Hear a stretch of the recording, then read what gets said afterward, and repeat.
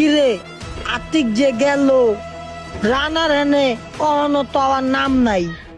এইটাই তো দেখ কোনো বুস্টুস দিয়া নি পড়াই আলাইছে।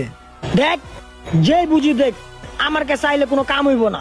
রানারে গ্রুপে ঢুকাইলে আমি গ্রুপ ছেড়ে যামুকা।